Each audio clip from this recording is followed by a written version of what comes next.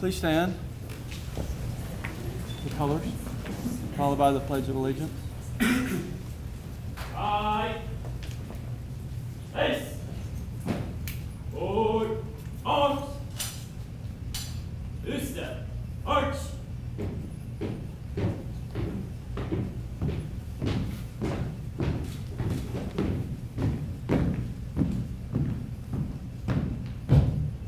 Order, arms, ready, cut, left, face. Breathe in. Colors. Ready. Cut. Please join me with the Pledge of Allegiance. I pledge allegiance to the flag of the United States of America and to the republic for which it stands, one nation, under God, indivisible, with liberty and justice for all. Oh, say, can you see by the dawn's early light what so proudly we hail at the twilight's last gleaming, whose broad stripes and bright stars through the perilous fight o'er the ramparts we watched were so gallantly streaming, and the rockets' red glare, the bombs bursting in air, gave proof through the night that our flag was still there. Oh, say, does that star-spangled banner yet wave o'er the land of the free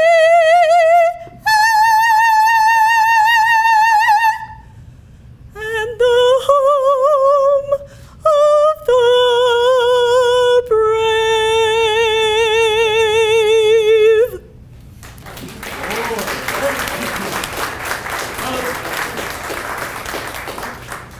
Ready. Cut. Down and march. March.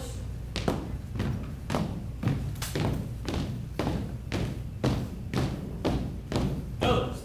Hold. Right. Face. Forward. Arms. Loose step. Arch.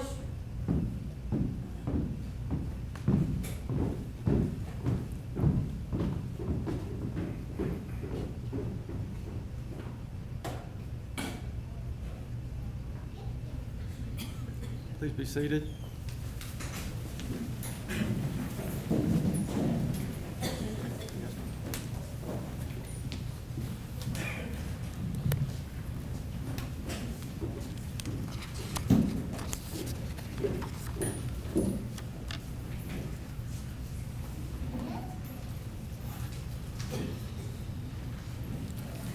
Thank you for joining us this morning to honor a hometown hero, Admiral Frank Benton Kelso II.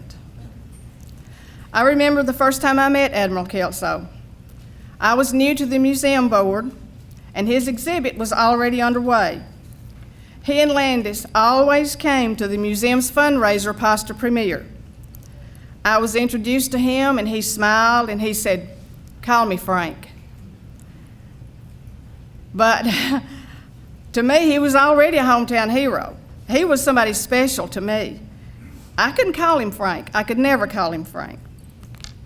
But you know, he always had that smile on his face, and he always knew me by name. From then on, every time I saw Admiral Kelso, he knew my name. And that meant a lot to me, because Admiral Kelso, he acted like he was impressed by all of us, and like and we were impressed with him, but he was just one of us. He just fit right in with the rest of us. They made us love him even more.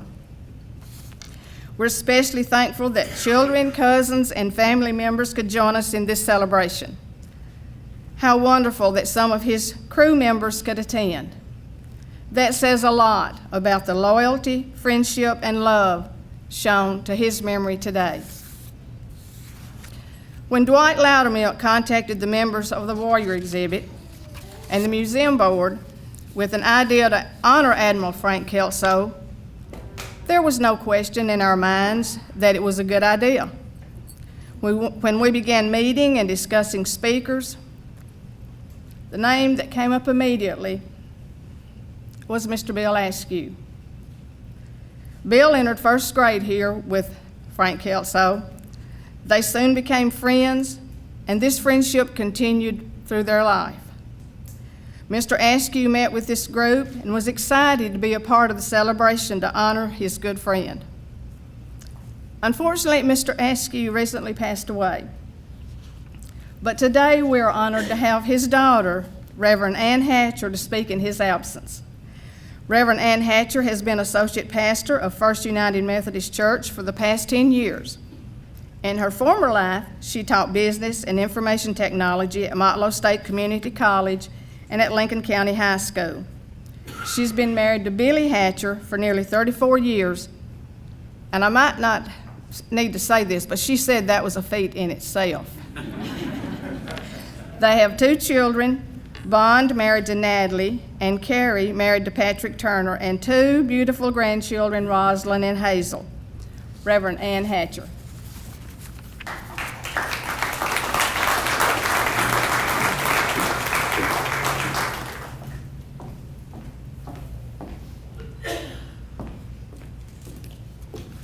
Good morning.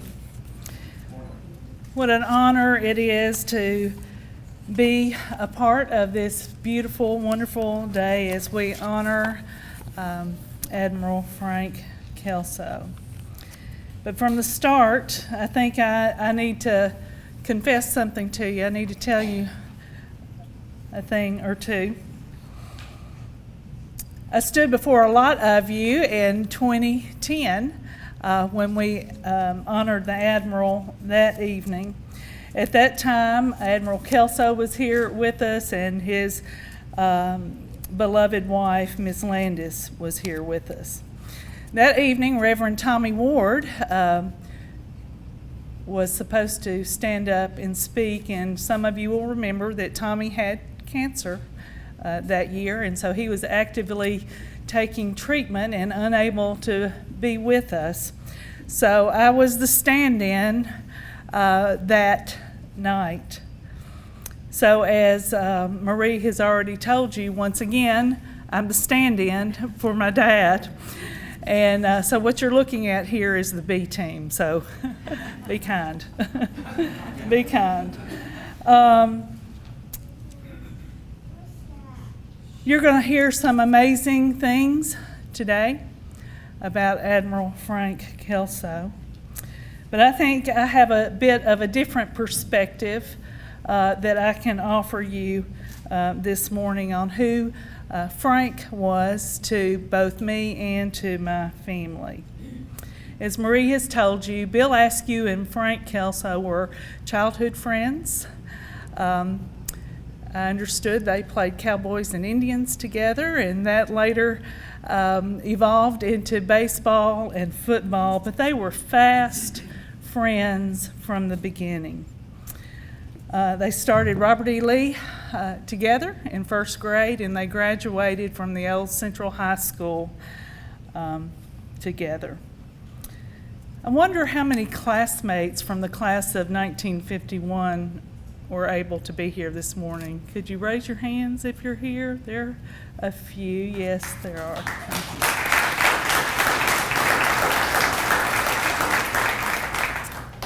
After high school, Bill and Frank's paths took a very different direction. But what is always amazing to me, remarkable I think really, is that they remained friends all these many years. And I can remember that every time Daddy followed his career, his marvelous naval career, all the way through, and every time there was a change of command or a commissioning or Frank's name was in the news, we got the report. Daddy filled us in on everything that was going on, and he was just so proud, as we all are. But what to me is remarkable is that these men were able to stay in touch with each other all these many years.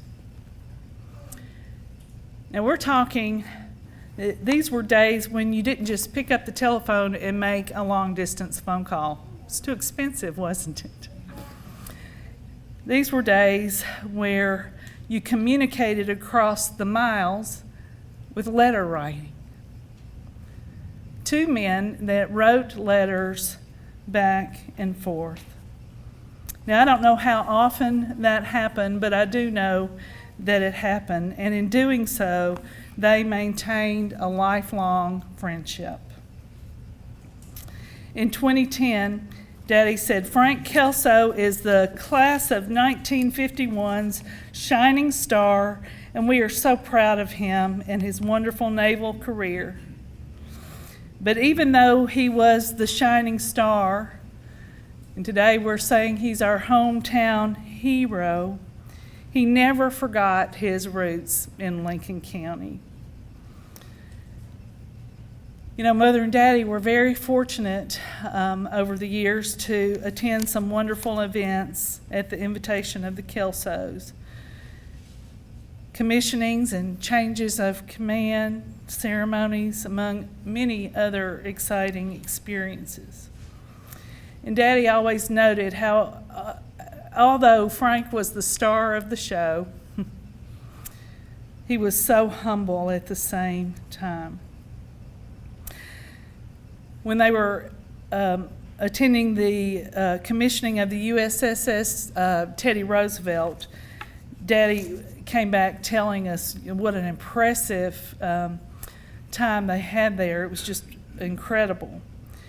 But what really caught Daddy's attention was he said that there were men and women lined up, standing at attention, and Frank was walking down the red carpet, if you will, and how often he would stop when he recognized someone in the line, call them by name, and speak to them. I'll quote Daddy here. I observed the pride and adoration on their faces when he recognized and acknowledged them. It was a scene I will never forget. From my own personal point of view, Admiral Frank Kelso encouraged me as I began to wrestle through a call to ministry. You see, he truly did respect and honor women. And I hope you hear me say that. He truly did respect and honor women. And he was a great supporter of mine. And in fact, I would say he's probably the most vocal supporter that I had. And you know what? When you have the Admiral cheering you on, you actually think you could do it. And yes, that was 10 years ago. And he did encourage me over and over and over again, but I'll tell you what else he did, is he challenged me. I was terrified to get in the pulpit, especially in the beginning. It's still pretty terrifying if you think about it. But I can remember Tommy Ward told me, he said, Tommy, put her in the pulpit. If you wait till she volunteers, it'll never happen. He knew me well. And so you know how that goes. When the Admiral tells you to do something, you do it. You take a deep breath and you do it. I'm grateful because it was a very important part of my calling, and I had to face it, and he knew that. One last memory that speaks to me of Frank Kelso's great humility. I call Admiral Frank Kelso a servant leader. And when I say that, I mean that with the highest degree of respect, because that's what Jesus reflected in his life. And I believe he calls us to emulate as well. As our church council chair, Frank Kelso was also on a mission. He was trying to purge and clean up our membership rolls that had been long neglected. In doing so, he needed someone to do some very tedious work. Well, guess what? Nobody signed up for the job. A lot of those kinds of jobs are like that when they're not very glamorous. But I wish I could tell you, I wish I had logged how many hours Frank Kelso came up to the church, sat at one of our computers. That's the way he typed. Did you know it? I'm a former keyboarding teacher, and that's hard to watch. But he hunted and pecked for hours on end, doing nothing more than data entry. How humbling, how humbling. A job that no one else wanted to do. In my opinion, his humility taught us much about what it means to be an incredible leader. Admiral Frank Kelso was a lifelong family friend. We knew him to be a person who respected everyone, who never forgot even the least of these. He was generous. He was an encourager to many of us. And finally, I would say he was the epitome of a servant leader as he lived out his faith among us at the First United Methodist Church. He had a great impact on all of our lives, and we shall never forget it.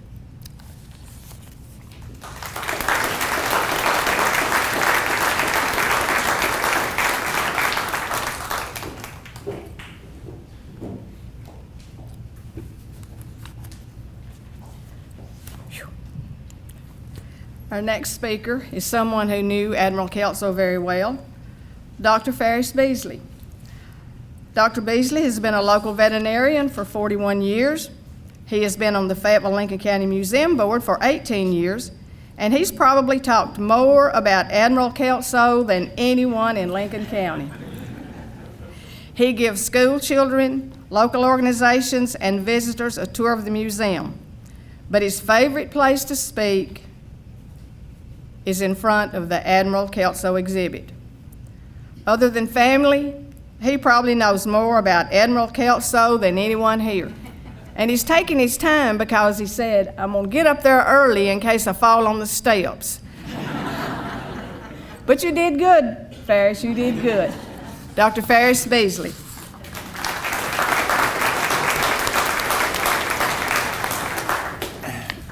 Thank you very much, Marie. You know, I have the opportunity and privilege this morning to speak on behalf of the museum board. And I'd be remiss if I didn't express to you in their behalf the great opportunity we had by serving as the home of Admiral Kelso's military exhibit. There are not many small town museums that have the exhibit of C&O. And we are very proud of it. We promote it to the best of our ability. We promote it in our advertising, our tours, our webpage. It is quite an asset and a blessing. Not only were we blessed by his exhibit, but more than that, we were blessed by the fact that he was here on many occasions to speak to various groups. He spoke to leadership groups, senior leadership groups, junior leadership groups, other groups. And I had the opportunity to introduce him probably a dozen times. And I'll never forget the first time I introduced him. I just retired from 41 years of practicing as a large animal veterinarian in the area. So that morning you had a tired, worn out, retired horse doctor introducing the Chief of Naval Operations. Was I intimidated? Absolutely. How do you think he felt? It had to be a first for him. And I had no idea, I had never heard him speak, and I had no idea how he was going to speak. I knew he would have a commanding presence for sure and speak very well. And I thought he probably would have a leadership address that he'd given countless times, and it would just be automatic with him. That's not Frank. Every group he spoke to, he made a totally different point to fit the group. He had a talent for that. He loved to be asked questions, and when he would be asked a question, he'd play off that question and make a leadership point out of it. When Frank spoke, he spoke from the heart. He spoke very clearly. He spoke very directly. He didn't mince words. Of course, he had a wealth of knowledge about leadership principles, administrative principles, which he shared with us. And he also spoke with a sense of urgency. To me, when Frank spoke, he was a combination grandfather, Sunday school teacher, and CNO. And that was a pretty cool group, pretty cool delivery. I'm going to share with you a couple of points that he made on a couple of occasions. One morning he was addressing the junior leadership class. These were 17-year-old high school seniors. And he chose as a subject that morning the significance and importance of selecting the right friends. And he told them, he said, you should select friends that support you, build you up, embody you, embellish you, support the principles that your parents and Sunday school teachers, classroom teachers have put into you over the years. And then he talked about the wrong friends. He talked about peer pressure. Peer pressure that in 5 minutes can undo 17 years of parental training. And he didn't stutter when he was talking to them. It was really, I couldn't believe how direct he was talking to them. They were listening. And when they left there that day, I think they had a lesson that they probably carried with them for a good while. One morning he was addressing the senior leadership class, and that particular day he chose the topic, the significance of unintended consequences. You don't talk about that very much. We see it every day, unintended consequences. We see it in government, we see it in our businesses, maybe we see it in the medical world, military world. It's never mentioned, though, when it happens. It's kind of smoothed over. The scenario he described was that morning, you are selected as a leader of a group of people to accomplish a certain task. And you're supposed to train your team to fulfill that task. So what you did, he said, you sat down, thought up a plan, and that plan was different than any plan that had ever been used to do this particular task before, because you had a little ego problem going on, a little pride, and so your plan was the plan. It was implemented, and as time passed, things started happening really bad. The plan was falling apart. And he said, and I've never heard this, he said, at that point in time, you're supposed to have some member of your team that you appointed as troubleshooter, watchdog, to realize when things are going bad, come to you, explain it to you so that you can change the plan. You convert plan A to plan B so that it works. There was a bank president in attendance that morning, and as soon as he got through speaking, that bank president jumped up and came up to me rather excited, and he said, I've never heard anything like that. He said, I've been a bank official, different parts of the country. I've been to leadership seminars. I've heard the highest level motivational speakers speak, and I've never heard that point handled in that manner. He was pretty impressed. Again, on behalf of the board, we will continue to promote this exhibit and promote the legacy of Admiral Frank Kelso. You know, in his legacy, it wasn't about him. It was about the probably thousands of young recruits that he had a part in turning into useful sailors and better citizens. And his legacy was about the real heroes, that he called them, the people that came back from our wars and our conflicts with lifelong injuries that they never got over. And then the top heroes, the ones that didn't come back. You know, Frank left here as a young man, went to the Navy and went to the top.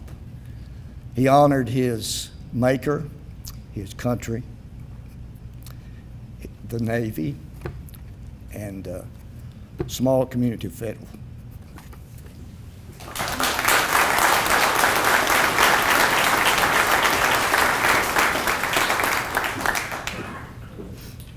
Thank you, Dr. Beasley.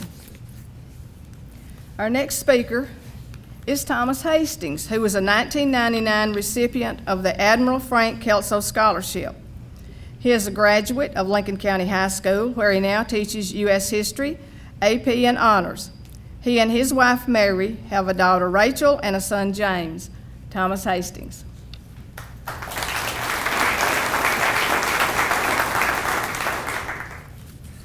Good morning.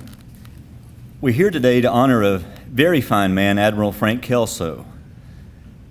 It's often said that a person is the product of his environment, and I think it speaks highly of our county and our hometown that we can claim Admiral Kelso. It's a combination of various things, churches, family, friends, laying the foundation that gave Admiral Kelso the skills that he needed throughout his life. And we could all stand up here until the sun sets tonight and say things that would never do adequate respect to him and his legacy, but I'll pick out two traits real quickly that I think you have to be successful in public service. The first is stewardship. And this trait, I think, was evident when he was over the leadership training in the Navy. And prior to his intervention in changing the way leaders were produced, it was often just told to the people, from what I understand, watch your superior, imitate them, do what they do. Well, we all know that only works if your superior is a good person. And sadly, not all people are good in life.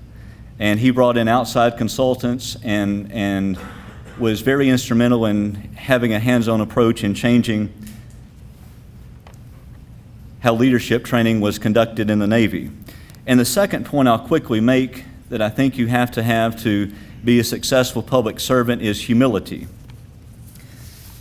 And I'll quickly share the last stanza of Kipling's poem, If, to describe humility.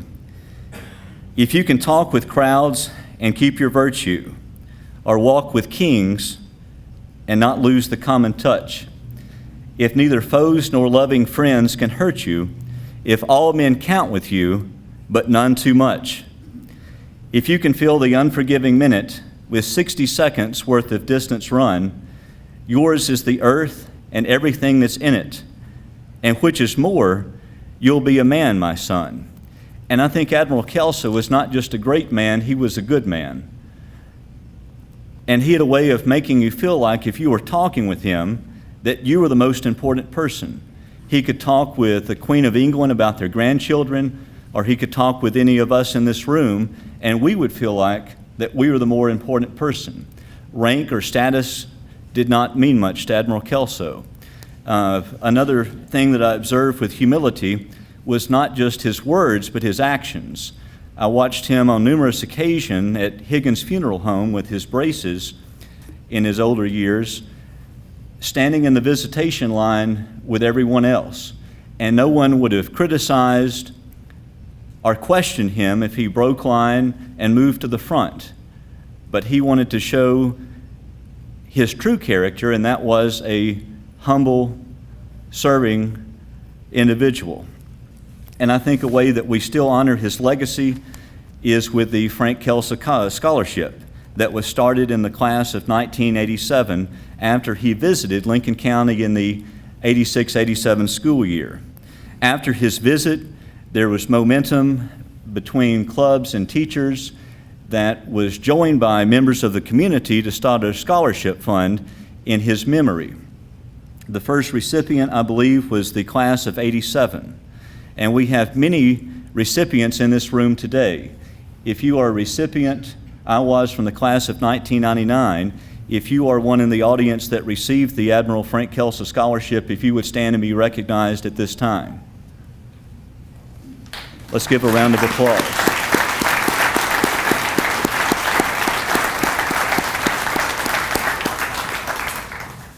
The last thing I'll mention in your program in the bottom right side, there's information if you would like to donate to the scholarship to help it sustainability.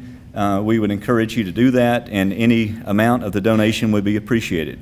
Thank you all for coming, and have a safe trip home.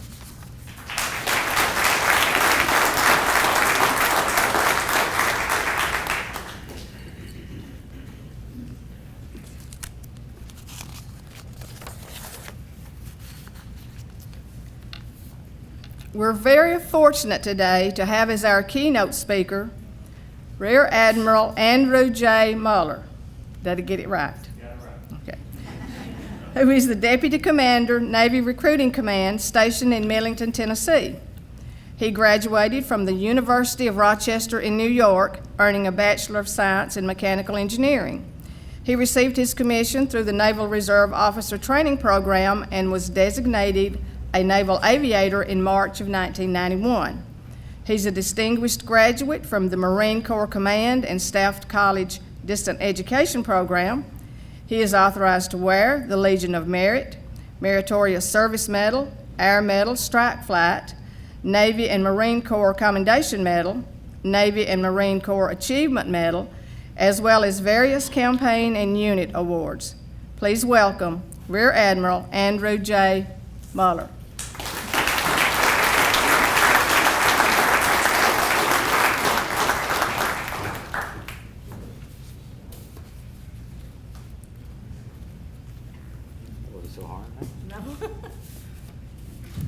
Good morning. Thank you, Ms. Caldwell, for that warm introduction. She was all worried about my last name, and I said, "What's that special prosecutor's name?" And I think it was all sealed after that point there. But what a beautiful day for celebration, and by beautiful I mean not 100 degrees, at least not yet, right? I'd like to extend a warm welcome to our distinguished guests in attendance today, Mayor Law, Mayor Newman, Board of Aldermen for the City of Fayetteville, and County Commissioners for Lincoln County. Thank you for attending today's salute to hometown heroes. To fellow participants, Dr. Kelso, Mr. Hastings, Dr. Heath, Mr. Muscara, Reverend Hatcher, Dr. Beasley, and Mr. Laudermilk, it is truly an honor to share the dais with you today. Please join me in showing our appreciation to Alabama's Hazel Green High Naval ROTC unit. I think they've already left. And Miss Victoria Matheny for that wonderful rendition of our national anthem. Our Fayetteville-Lincoln County Museum for this fantastic venue. The Friends of Admiral Frank Kelso Committee, and to the leadership Lincoln class of 2018 for helping sponsor this event.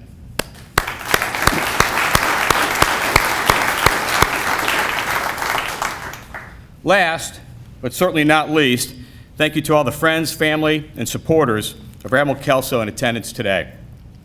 I am truly honored to be here to celebrate one of the greatest naval leaders of our time. Admiral Frank Kelso was our nation's 24th Chief of Naval Operations. For those of you who do not know, he was also recognized in 1998 when State Route 50 between Fayetteville and Lynchburg was named the Admiral B. Kelso Highway.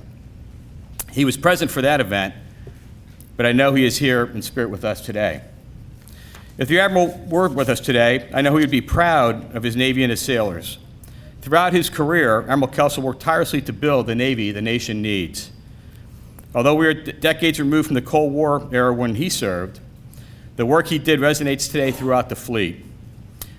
What he accomplished over his career laid the foundation for a more capable, agile, lethal force manned by sailors who are more technically savvy than any before them. Today, like every day, our Navy and its sailors are standing the watch, ready to defend our nation against would-be adversaries from across the globe. While our Navy and its sailors have and will continue to stand resolute in who we are and what we stand for, we must continue to adapt. We are the most technologically advanced Navy in the world.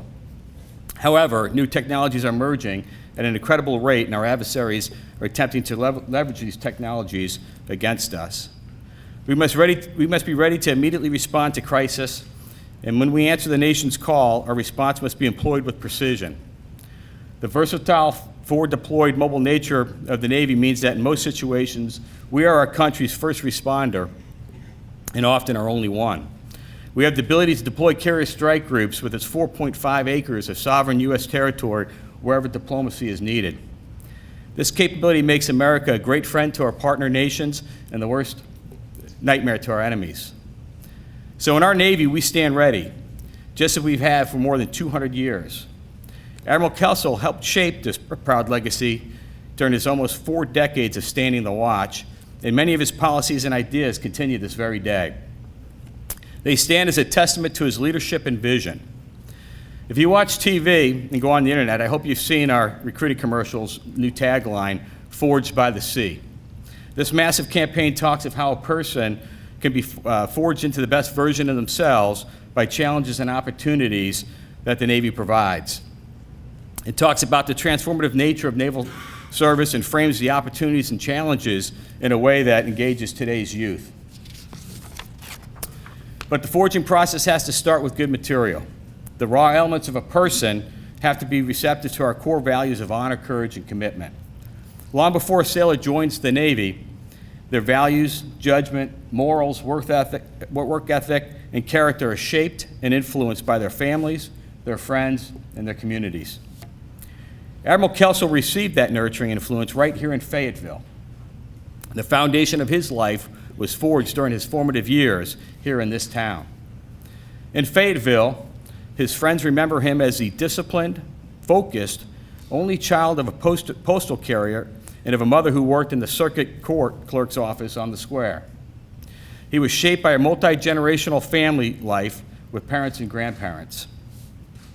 Admiral Kelso got his start in public school in the University of the South in Sewanee, Tennessee, prior to entering the U.S. Naval Academy in 1952.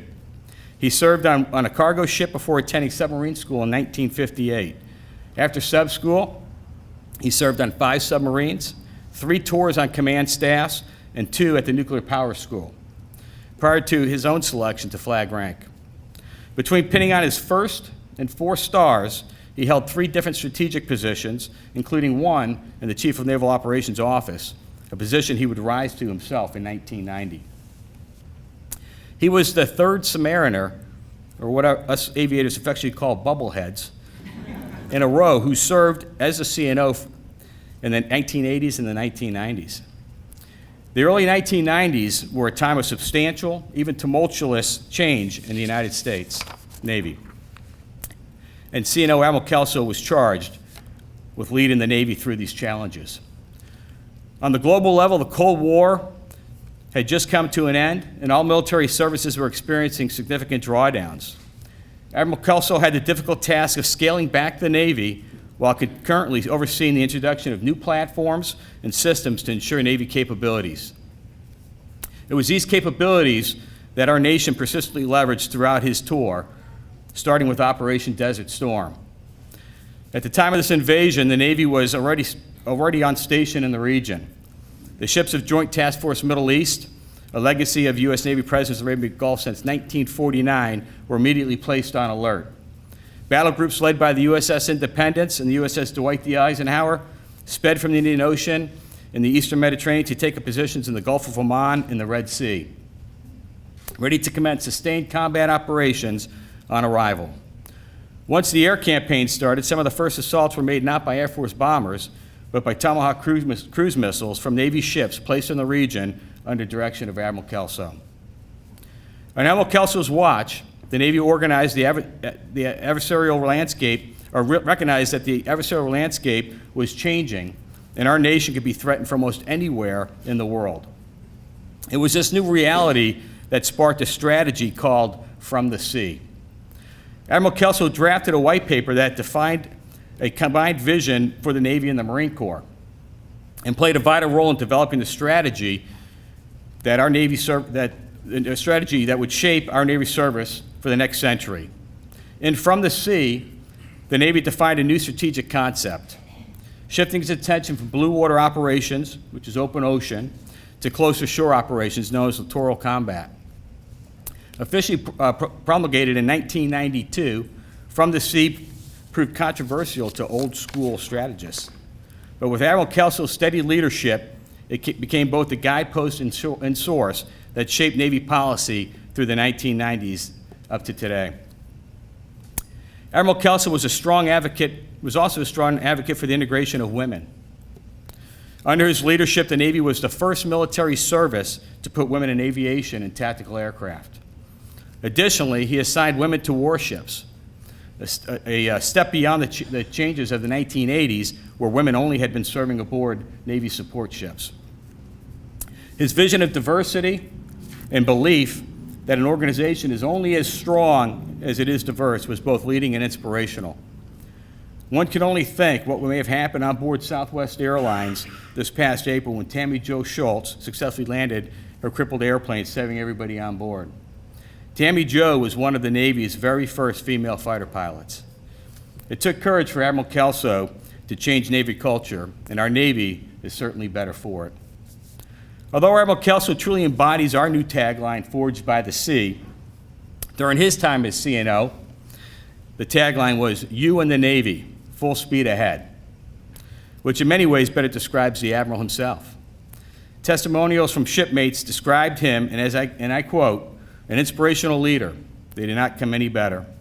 The very best naval officer, commanding officer, shipmate, and friend.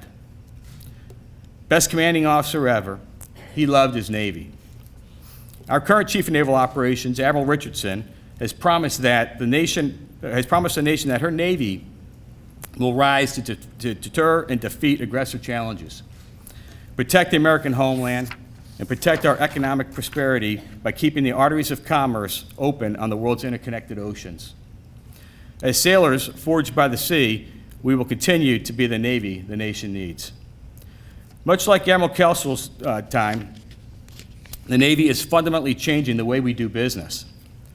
One aspect that is dear to me as a Deputy Commander of Navy Recruiting Command is that we are in the middle of a recruiting revolution, due in part to the war on talent.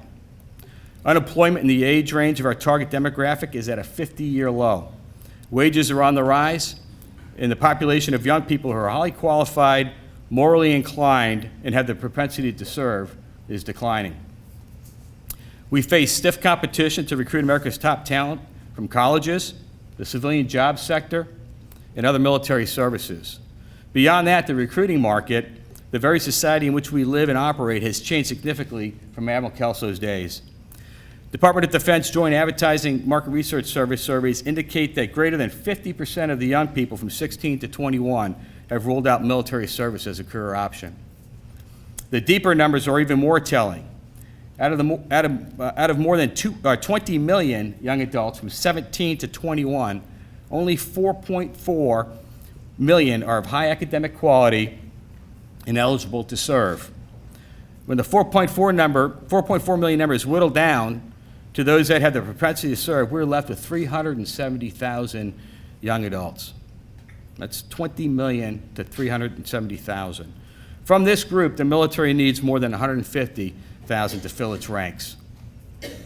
The good news is, unlike Admiral Kelso's tenure, we aren't trying to staff a fleet of 600 ships anymore. I believe if Admiral Kelso was still with us, he'd be impressed with the job his Navy is doing around the globe.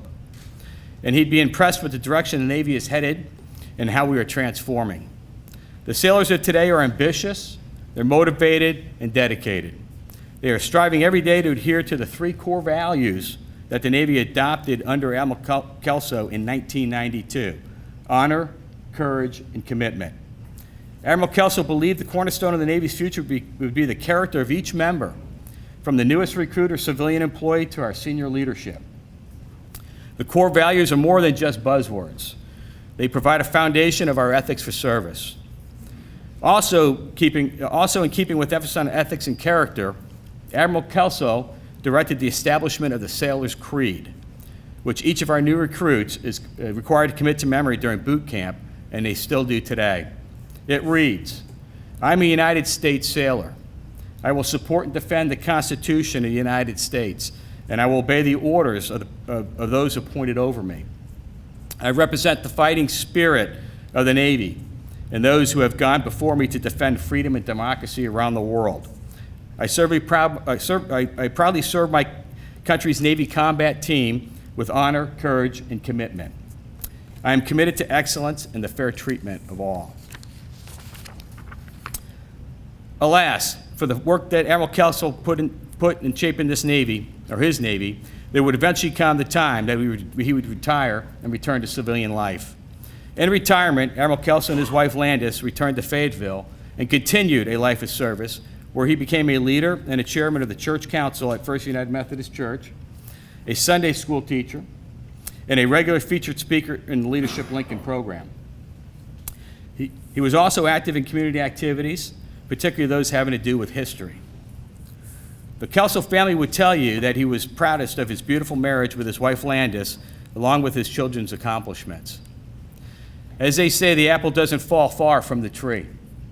And that is certainly true for Admiral Kelso's children. Both of Admiral Kelso's sons, Tom and Don, served in the Navy, while both of his daughters married military officers, one Navy and one Marine. Additionally, his grandson earned an appointment to the Naval Academy, following in his footsteps. If Admiral Kelso was here today, I would have to thank him for being such a great recruiter. But in all seriousness, thank you to the entire Kelso family for your incredible service to our Navy and our nation. Admiral Kelso would have been 85 this past Wednesday. He is remembered for his strength of character, integrity, devotion to family, church, community, and our nation. He left a lasting legacy both here in Fayetteville and in the Navy, and is one of those Navy leaders that all of us today who wear the uniform wish to aspire to. He is a true patriot. He loved his country, he loved his family, he loved this town, and he loved his Navy. Thank you for allowing me to be part of this special occasion.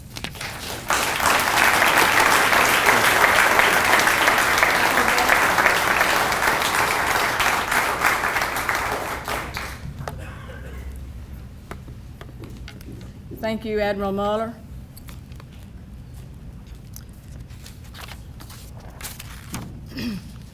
Dr. Tom Kelso is one of 4 children born to Admiral Kelso and wife Landis. We're happy that Don and Carrie could also be here today. Mary lives in Honolulu, so she couldn't make it. But I'm sure she's thinking about what's going on here in Fayetteville, Tennessee today. Dr. Tom Kelso earned his undergraduate degree at Virginia Tech and completed his medical education at the University of Maryland School of Medicine. He completed his residency at the Naval Medical Center in Portsmouth, Virginia. He is board certified by the American Board of Orthopedic Surgery. He received his fellowship from the American College of Sports Medicine.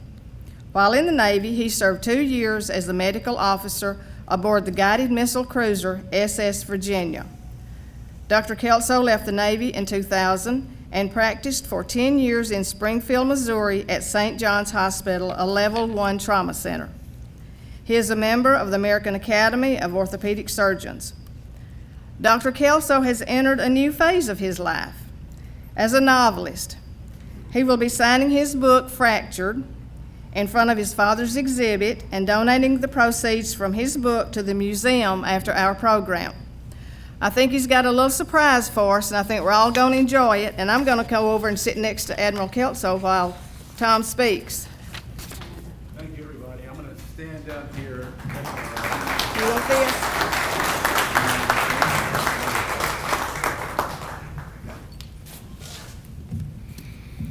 So we have to get this little technical situation set up. So want to kind of help me get this up? Got to warm up.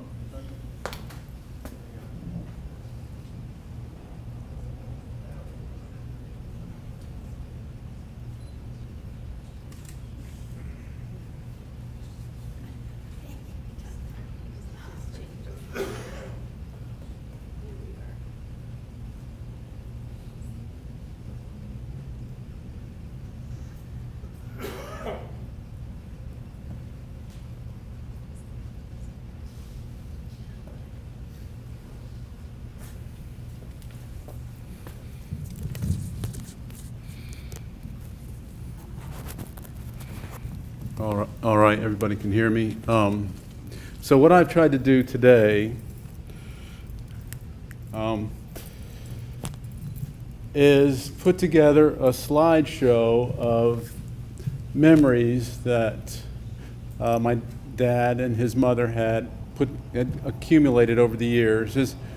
His mother was a doting mother, and as was his father, and she was really pretty good about keeping pictures of his boyhood years and memorabilia of his life growing up in Fayetteville.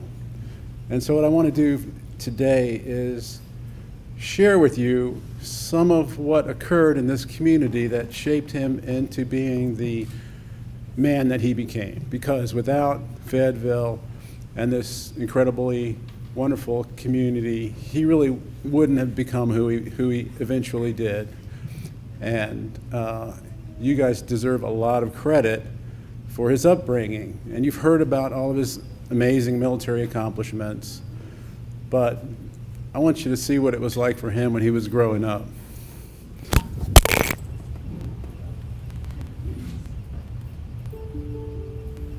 And I'll just narrate some of these as we go along. This is a picture of my dad when he was the CNO, obviously. And I call this slideshow the Fayetteville years. And this is my mother, Landis, at the pinnacle of his career.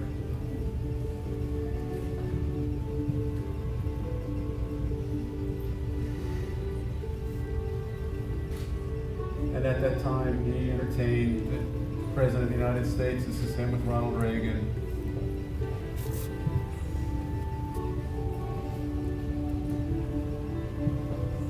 George Bush, he was very close with President Bush.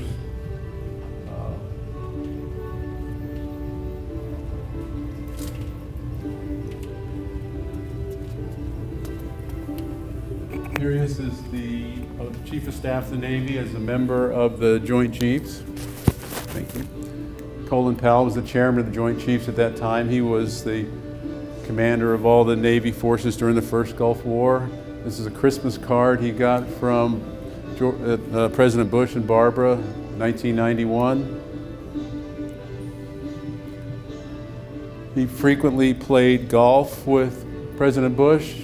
He would call him up and kind of break up his schedule and ask him to come play. There's President Bush and my dad over here. I'm not sure who these other two gentlemen are. And of course, you've heard of him entertaining the Queen of England. This is him escorting the Queen on board the CNO's yacht.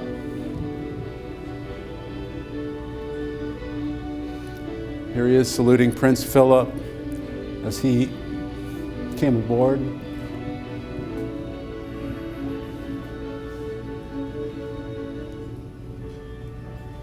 And this is Landis entertaining the Queen as only she could do.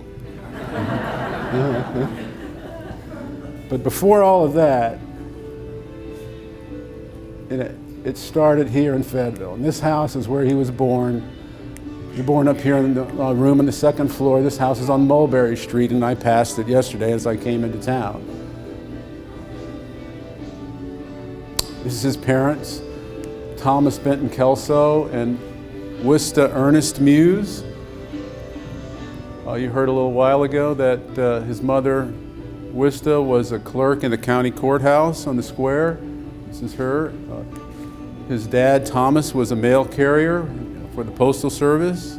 He did that his entire life. This is not Dad. I'm not sure who the little child is here.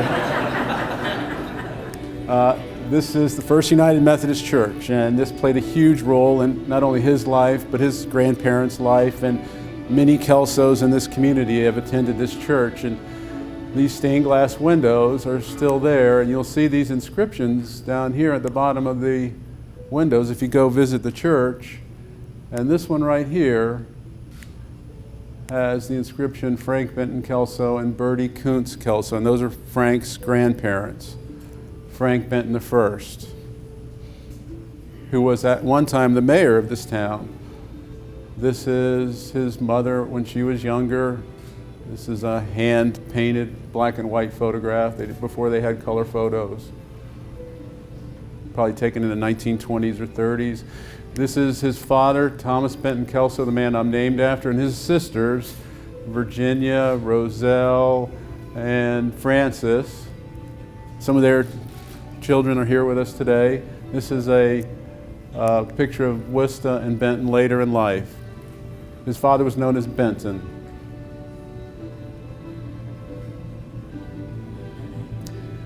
Now this is his dad's family. This man right here is Robert Donald Kelso, my grandfather's brother, and this is who my brother's named after, right here. And this is the three sisters again, and that was Frank Benton Kelso and Bertie Kuntz, the parents. This is Thomas Benton Kelso, my dad's dad. In his early years as a mail carrier, he started out in Florida. This is, I think, Sarasota. And of course, this is the post office here in Fayetteville. Looks a little different today, but that's what it did look like when he was working there.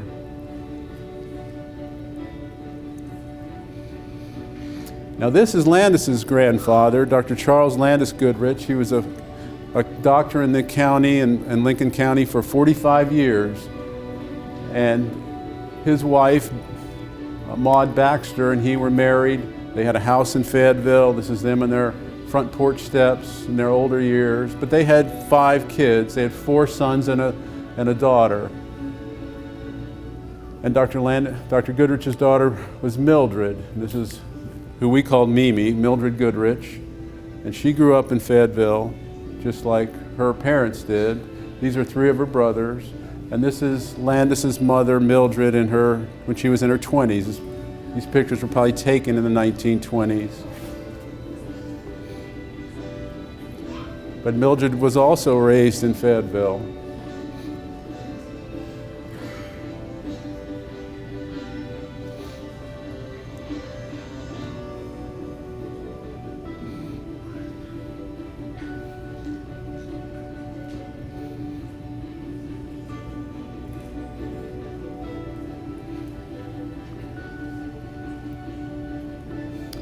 She fell in love with a gentleman by the name of George Wilbur McCown, who was attending Bryson College, which is a college that used to be located in Fayetteville.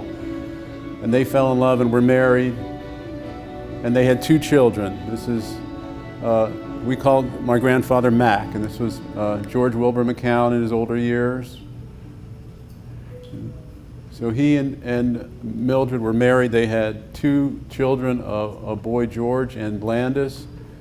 And he ended up taking a job as a school principal in Florence. So before Landis really got going too far into education here at Fayetteville, they moved to Florence. This is their wedding invitation that was actually given to Worcester and Benton Kelso. And they were married in July of 1929. And they even saved their marriage certificate. This says the state of Tennessee up here, Lincoln County. You can't read the writing, but it's George Wilbur McCown and Mildred Goodrich, and they were married in July 1929. Now this is getting back to Frank's story. This is Frank when he was a little boy. He was about one year old here.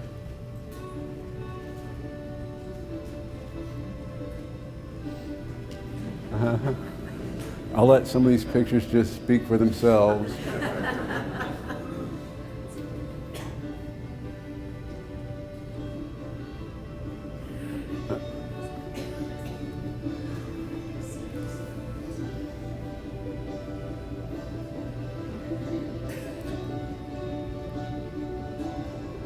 So here he is with one of his cousins. This is somewhere in Fayetteville on somebody's front doorstep or whatever. He's got this nice little jumpsuit on, doesn't have a t-shirt on under there. Here he is out in the front yard. He grew up in a house on Cherry Street. The number's now 412 Cherry Street. This is his dad pulling him around in his wagon. This is one of their dogs. They always seem to have dogs. Here, this is the same sort of picture.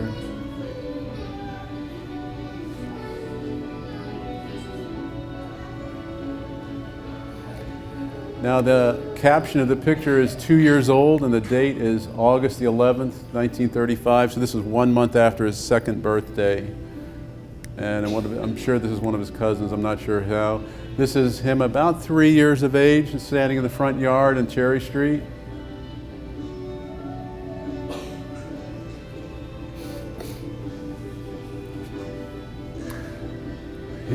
Somebody's been chopping wood and he's sitting on the wood pile with one of his buddies.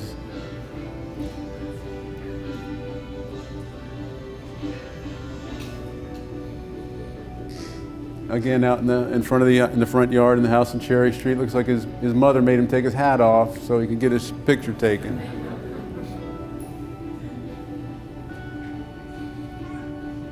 I think he's probably around 3 or 4 here.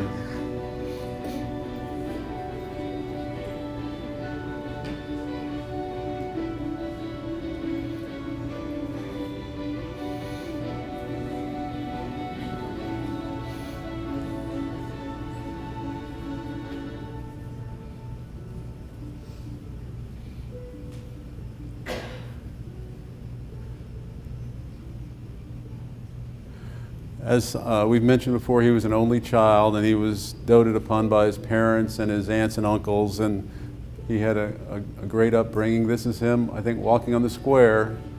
Notice the fedora and the double-breasted jacket. Somebody was taking good care of him. And here he is playing with one of his dogs. This is his father. His dad was a big bird hunter. He loved to hunt quail, and he would pick Frank up after school during bird hunting season, and they would go out. They would go hunt birds. I think this is Bud Rambo, if I'm not mistaken, over here. Bud's in the audience, and this is, of course, Dad, and I'm not sure who that is. I think that may be Tommy Barnes. But this is how you played when you were growing up in Fayetteville. You got on a horse with your buddies, and you had some fun. Frank's here in the middle. And he's probably getting tired of having his picture taken here, but this is him in the front yard. He's got his nice fancy overalls on, his golf shirt.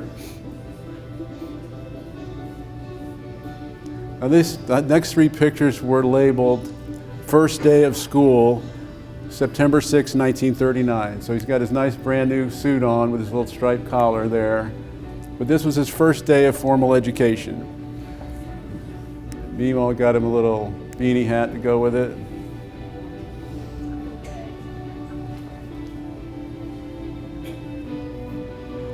He's got a book bag here. He's marching off to school to start first grade.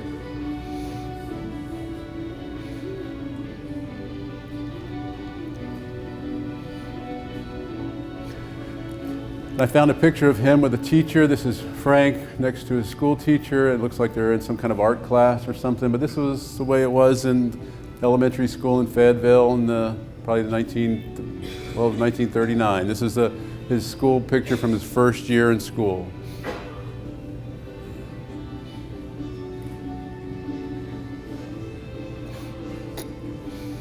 As I mentioned before, his dad taught him how to hunt birds when he was a young boy, and they would, in the fall and during bird season, he would pick him up with a shotgun and they would go out hunting birds. This is his favorite bird hunt dog. He liked this dog so much that he had a picture of just the dog saved, and under it was the caption, G-Man.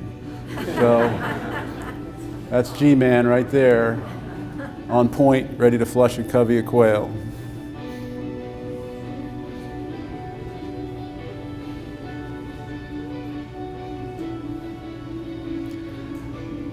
This picture was labeled the good guys. Dad's back here in the very back, right there. This is Tommy Barnes, his good friend. Dad's back here. And these guys had a big time rounding up all the bad guys for that birthday party. And the next picture shows the birthday party. And that's Tommy Barnes. I've got the names of all these guys, but I couldn't memorize them all. This is Dad in the back.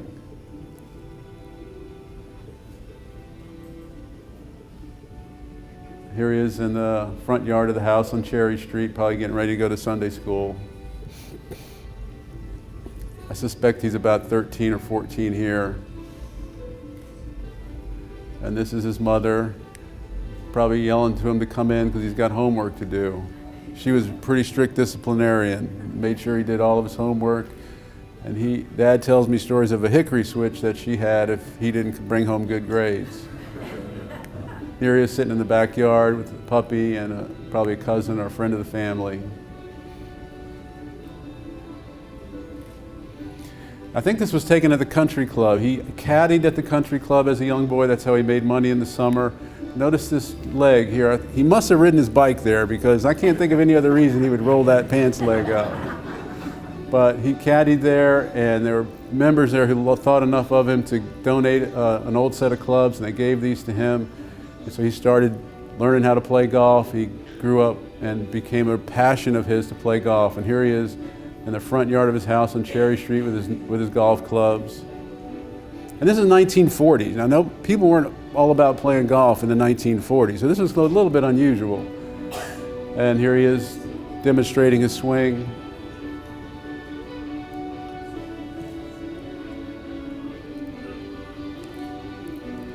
He had a good swing, even at that age. This was a great swing, much better than mine, as much as he tried to teach me how to do it. But his dad really encouraged him, saved up a lot of money. He didn't make a lot of money as a postal carrier back then, but he saved up enough to get him a new pair of golf clubs. This is in the back of the house at Cherry Street. I remember playing in this rock formation as a kid. My brother and I would set our Army men up on that. But Benton wanted to get a picture of him with those golf clubs in there too. They probably cost him a little money. He saved a scorecard, Fayetteville Country Club. They couldn't afford for him to be a member there, but because he caddied, they let him play. And so that's what the scorecard looked like in the 1940s. It's a 9-hole course, and so he had to play the front 9 twice. But he saved that scorecard. And this is him chipping at the driving range, practicing a short game.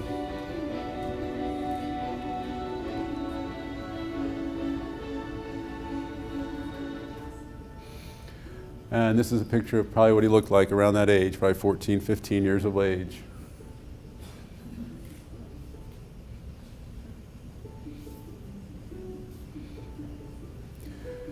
He won the first golf tournament he ever played in. He was 13 years of age, and he won it by 7 strokes. Bud Rambo was in the field there. Around that time, he started high school. This is what Central High School looked like back at that time.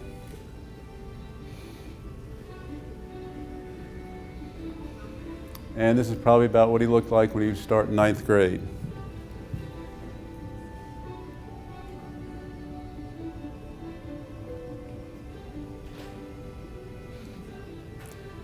Here he is dressed up for a formal dance, probably as a junior or sophomore or something like that.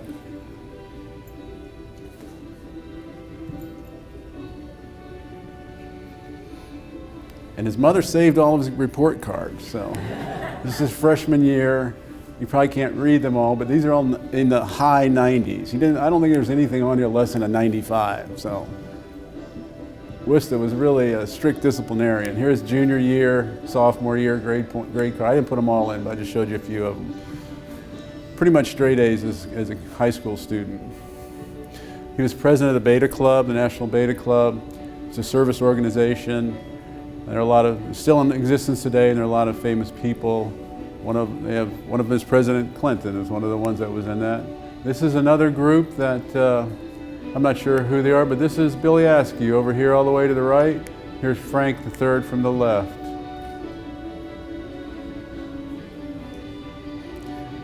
And he was a faithful attendant of Sunday school. So here's his certificate of faithful attendance, the First Methodist Church of Fayetteville, Tennessee, Frank Kelso, 1947.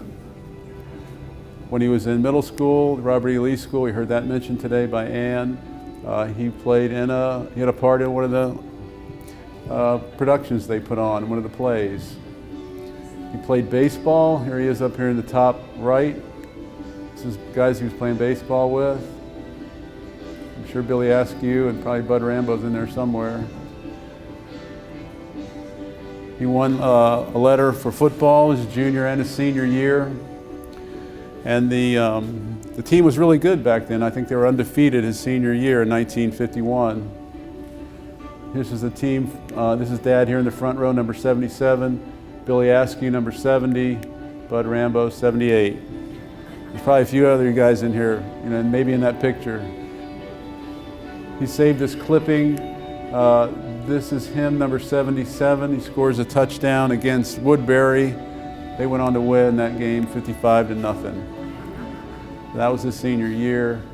This is him shaking hands with his great friend Tommy Barnes, who unfortunately passed away at a young age.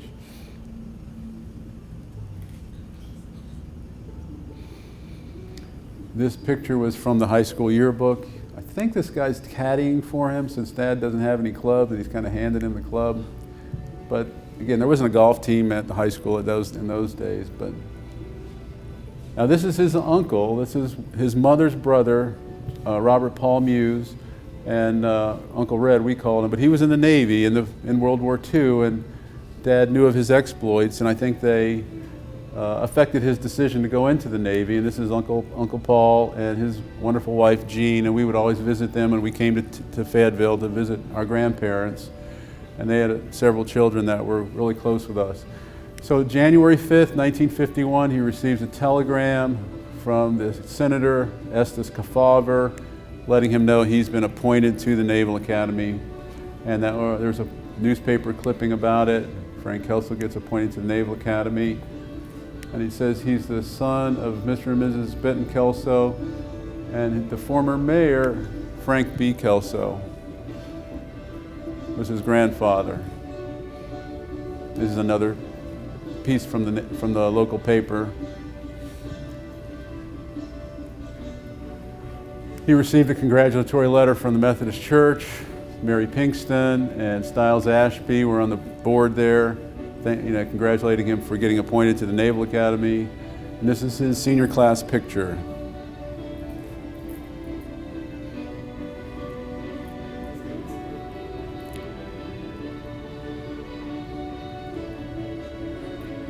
Here he is dressed up, picking up his prom date for the senior prom.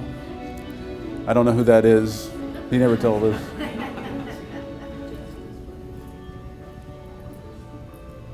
And this is a graduation announcement.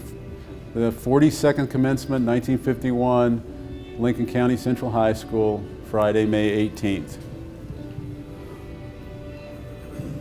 And yes, he graduated with honors. He graduated summa cum laude.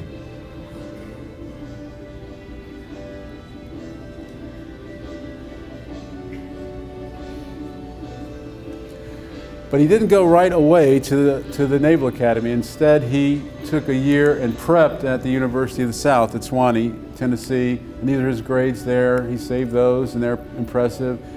He pledged a fraternity while at Sewanee, and this is his pledge class picture. So this is when the year between from Naval Academy and before when he graduated from high school. So in 1952, he gets another appointment and goes to the Naval Academy starting in 1952. And this is a newspaper announcing that he was entering the class. And this is a picture of him in his plebe year. The plebe year is the first year, so he's a freshman in the Naval Academy in this picture.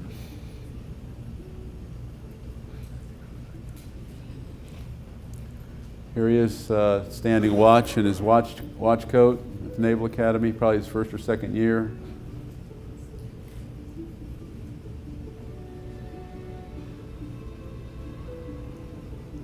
This is a newspaper article, Lincoln Countians in the Armed Forces. This is a story about him participating in gunnery exercises after his sophomore year. He was a member of the Color Guard. Here he is leading the Brigade of Midshipmen in the background in some parade, probably in Annapolis somewhere.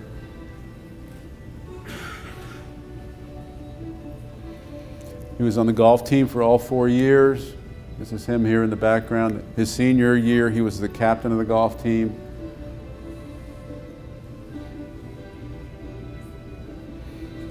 And this is a picture of him visiting his parents and his Uncle Red, Uncle Paul, in Fayetteville, home for spring break or something like that.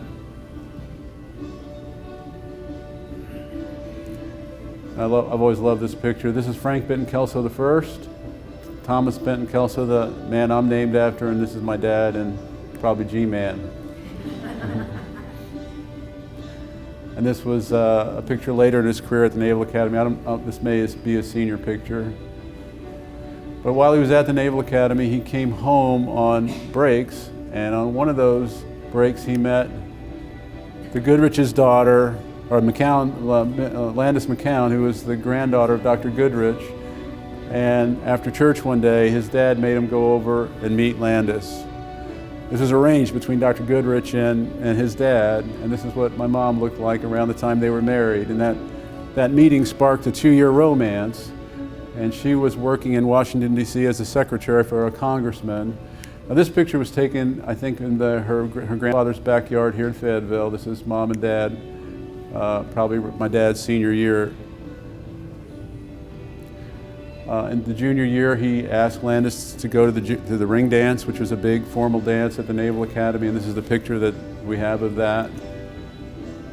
But Landis was a secretary in Washington, and Dad was at the Naval Academy, so they were able to see each other. This picture was labeled on the back, 21st birthday. So this is my dad on his 21st birthday with his good friend Tommy Barnes.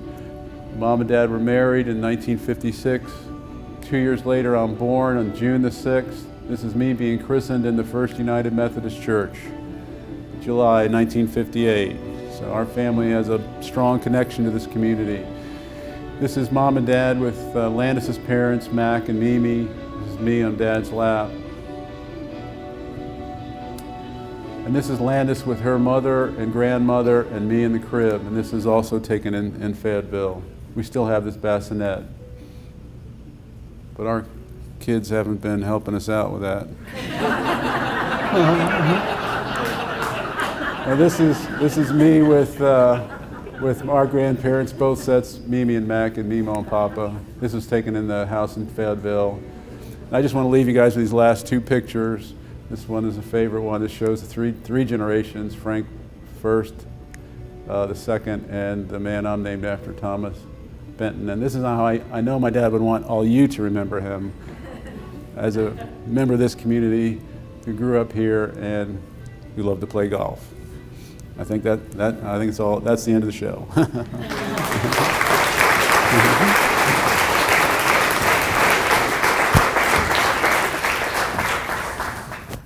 What wonderful memories. That's amazing. It's almost like the family kept everything knowing at some point there would be a need. You know, somebody's going to be famous. So they kept everything. That's wonderful. Thank you, Dr. Tom. Our next speaker is Dr. Bill Heath. Dr. Bill Heath returned to his hometown and became the director of Lincoln County Schools on January the 1st, 2016.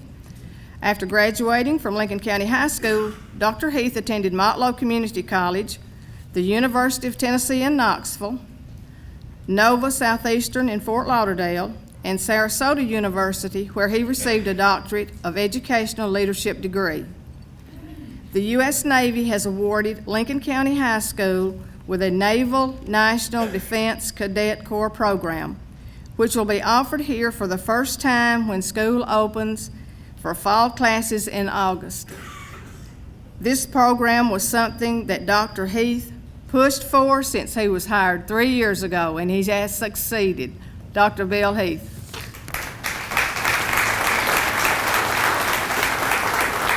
So thank you so much for that. And you know, about 2.5 years ago when I first became director of schools here, I asked our board and some other folks, you know, why do we not have I was asking at that time a junior ROTC program, because that's what I was familiar with. And nobody really knew the answer to that question. So we set out on a journey, and I say we, it would be the school board and I, set out on a journey to see what we could do as far as almost correcting that, because being the home of Admiral Kelso, you would think that our high school would have an ROTC program or a program similar to that. So after making several contacts, of course my first call was to the United States Navy, and I forget the gentleman's name I talked to, but he said, you know, there's not an expansion of ROTC programs going on in the nation right now. I said, well, can we get on the waiting list?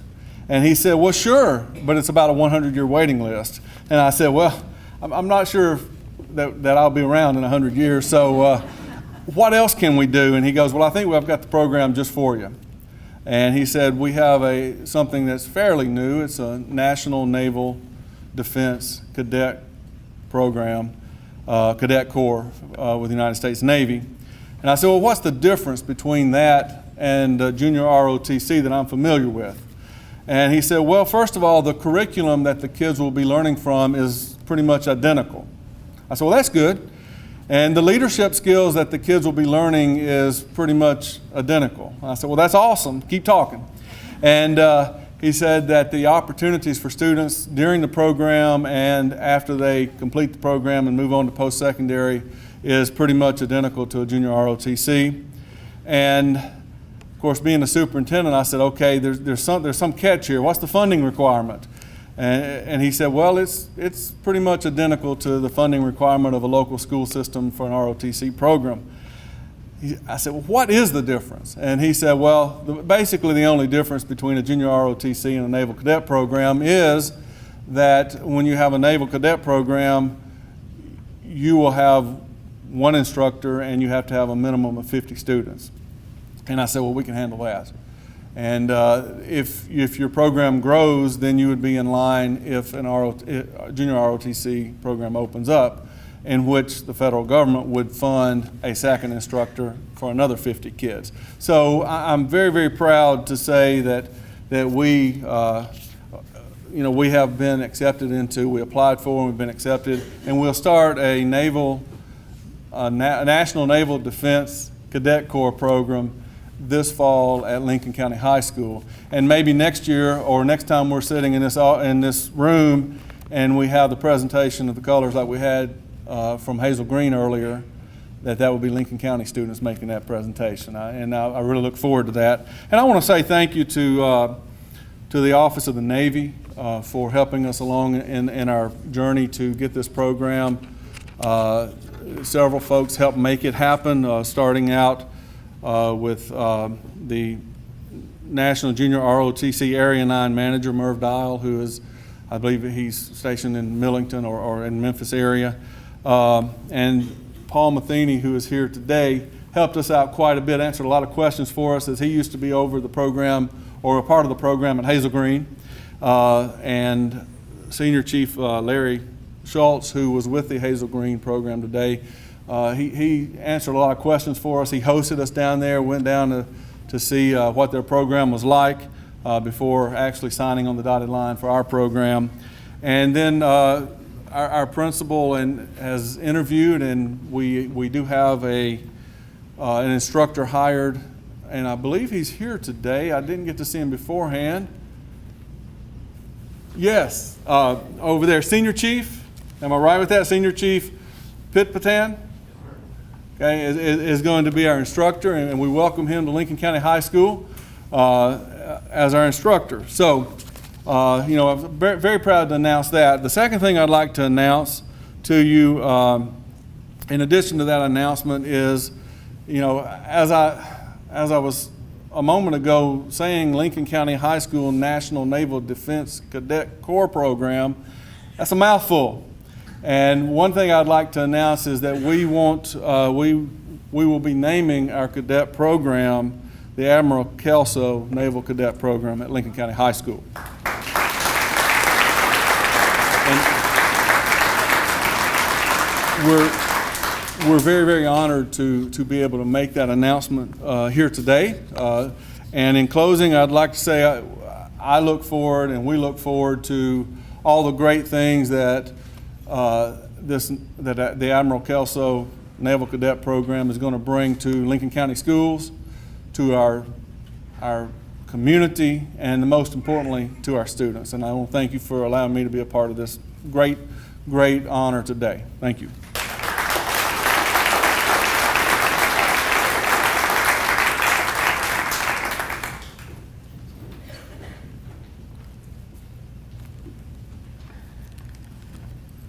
Michael Keith Mosquera, also known as Toby.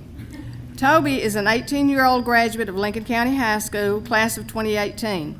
He's a Tennessee scholar who dreams of joining the Air Force and doing his best to become a psychologist for our veterans and their families. I met Toby when there was a program. It was called Mr. Dinner Theater, but it was on the Titanic. Toby played the captain. looked a whole lot different then than he does today. But I was so impressed with him when we were putting all together our things we wanted to do. We were talking with Bill Askew about a poem and something that might depict kind of what it is to be in the Navy, or how it, I don't know explain how exactly how it is, but that was what we were looking for. And this was a poem that Mr. Bill Askew liked. And so we've asked Toby to recite the poem for you. Toby.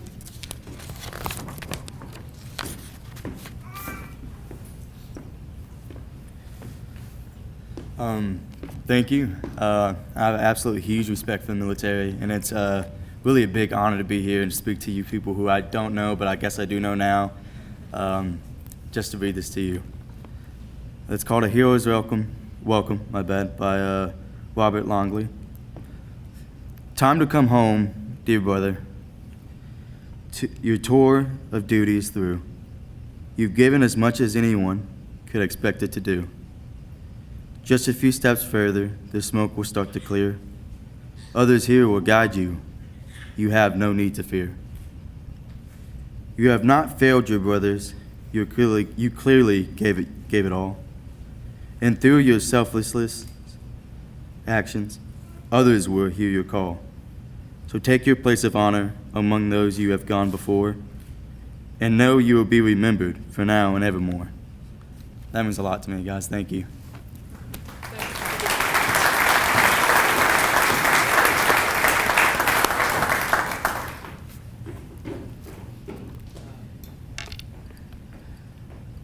And now the dream has become a reality for Dwight Loudermilk, who has worked many hours in preparation for this day. Dwight is a 20-year Navy veteran with 6 years active duty and 14 years in the Navy Reserve. He moved to Fayetteville in 2011, where he now lives with his wife, Beverly. He is a Fayetteville Main Street Board member and a 2018 Leadership Lincoln graduate, who, after hearing Dr. Ferris Beasley speak on Admiral Kelso and researching online to learn more about him, his dream was born to honor a hometown hero.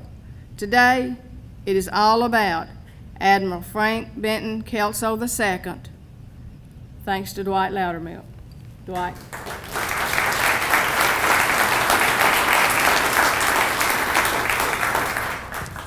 Thank you, Marie. So my first recollection of Admiral Kelso, in 1990, I was a reservist in the Navy Reserve, a lieutenant, and he became my CNO. Another great connection for me was, to quote Admiral Mueller, Admiral Kelso and I are both bubbleheads. And there's a tight community in the submarine community. So much so that shipmates of his have come from near and far to be with us today. Roger Wise is here. He served as a Master Chief with Admiral Kelso for many years. Terry Flanagan served with him on the Bluefish. Rick Parks on the Bluefish. Steve Kurz on the Bluefish. This is 40 years ago, and people are coming from hundreds of miles. And the connection with, if you watch the video from 2010, Admiral Kelso talked about the inertial navigator, the guy that helped get him to the North Pole. That was, the guy he was talking about was Steve Kurz. So I don't know if there's other crew members that I have overlooked that don't know about, but I would like y'all to stand, please.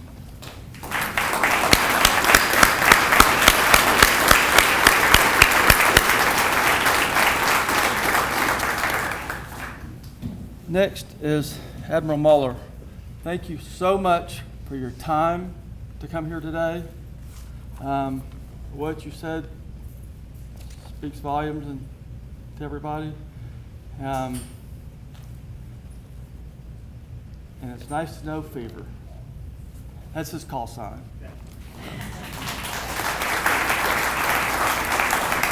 I would like to thank all the people and the organizations that helped put this together. If you look in the back of the program, there's a lot of people that put a lot of time, resources, and money. So to those people, I thank you.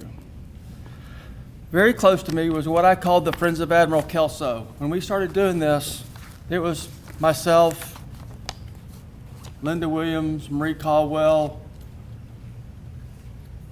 Virgil and Joyce. When I forget somebody, I apologize. So, and then, again, when we had our first meeting, Dr. Ferris Beasley was there, and Jim Harwell. I said, well, what do we call ourselves? So, I think one of us, maybe me, we became the Friends of Admiral Kelso, because we were a conglomeration of groups. So, and one person I would be very remiss if I didn't speak about was Bill Askew. We've talked about him today, but I did not know Bill Askew before we met a couple of months ago. He jumped right in with this planning, and I was so blessed to know him for the short period of time. And there's two more people that I learned about in this journey. One is Admiral Kelso, at my CNO, that all y'all know, what he did for the Navy. And the second one is Frank Kelso, what he did for this community, whether it be for his church, Leadership Lincoln, and more. So it's been my honor to start this process with having the first Hometown Heroes. So one of the things that when I started this back in the fall in Leadership Lincoln, and then fast forward into the spring, into the winter, I went to the Mayor John Law and Mayor Bill Newman and the aldermen and the commissioners, and I said, what do y'all think about having a Admiral Frank Kelso Day? And obviously right away, they all were on board.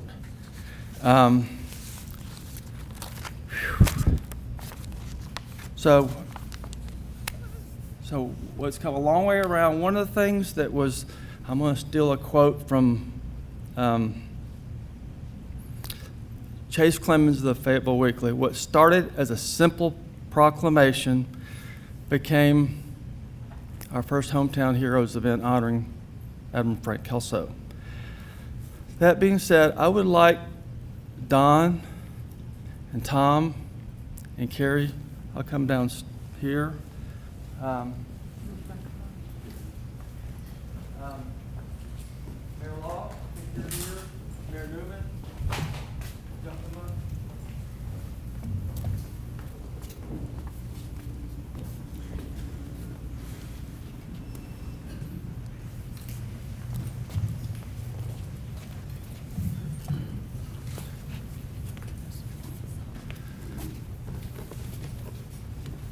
And do I have my glasses?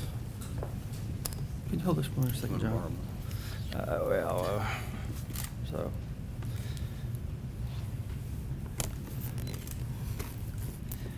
Proclamation honoring Admiral Frank Benton Kelso, whereas for 38 years, Admiral Frank Benton Kelso, who was a native son of Fayetteville, born in Fayetteville, 11 July 1933, served in the United States Navy, attaining the appointment of Chief of Naval Operations, which is the highest ranking naval officer, and served as the acting Secretary of the Navy.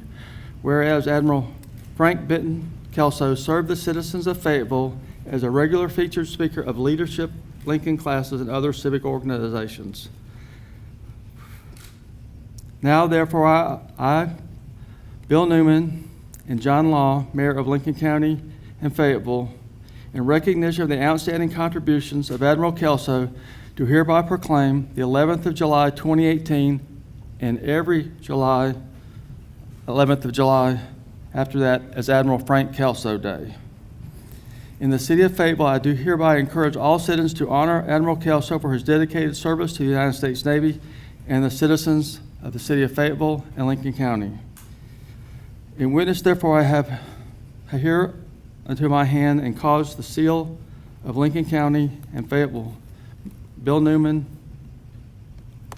and John Law. Mayor, will you hold that? Mayor.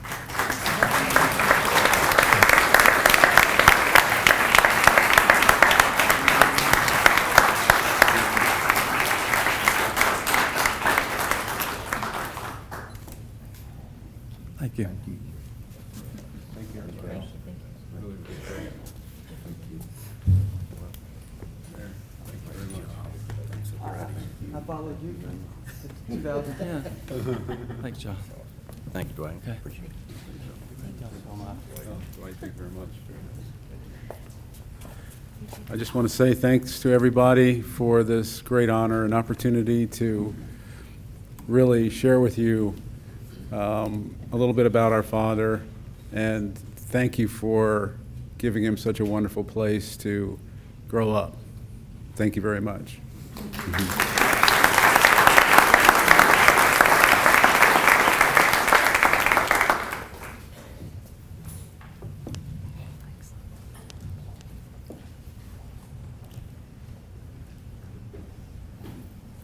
Again, thank you all for helping us make this a special day honoring our hometown hero, Admiral Frank Benton Kelso II. Dr. Tom Kelso will be signing his book, Fractured. Don't forget about that. It will be in the main part of the museum in front of his father's exhibit. Also, I want to let you know that their Warrior exhibit is located at the Recreation Center. It's open today, and there also is a small exhibit for Admiral Kelso there, as well as for every person who has served in every branch of the service here in Lincoln County. So it's a great exhibit out at the Recreation Center if you can go out there today to see that. Also, be sure to sign the Kelso Register book. If you didn't, we're going to give that to the family. And I just want to thank all of you for coming today and sharing in this honoring of a great man. Appreciate all the speakers. It's just been a wonderful morning. It's been very emotional, and I'm just so happy the family could be here. And I would like to ask Reverend Ann Hatcher if she'll dismiss us with a prayer.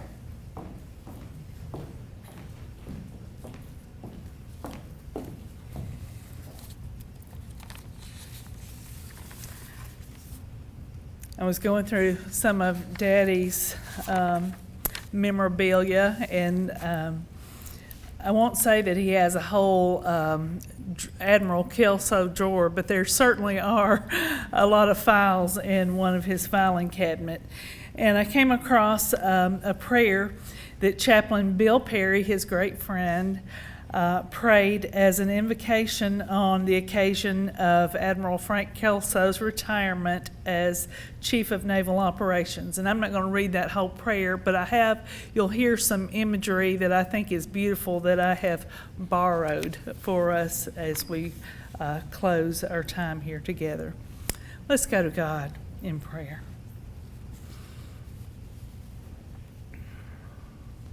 Most kind and gracious God, we are indeed grateful for this day, for this time of remembrance and a time to honor a life well lived. We are grateful for your presence with us here today, and we are especially grateful for the remarkable life of Admiral Frank Kelso. We are grateful for the impact he has had on us as individuals, on this community, on the Navy, on this country, and even in our world. We join our hearts in appreciation for Frank Kelso's yesterdays, each one focused by faith, nourished by knowledge, bounded by principle. For a man with shoulders broad enough to be CNO, for vision that expanded the boundaries of possibility, for leadership to guide through uncharted rocks and shoals, for genuine gratitude on our lips and in our hearts, for a man who led by example. We thank you for your work in and through the life of Frank Kelso, resulting in locked in stone, engraved in granite integrity. And our prayer today is that in observing and honoring this life, that our lives would be impacted, that we would take notice of these Christ-like attributes and be inspired to go and do likewise. It's in the very strong name of Jesus we pray. Amen. Go in peace.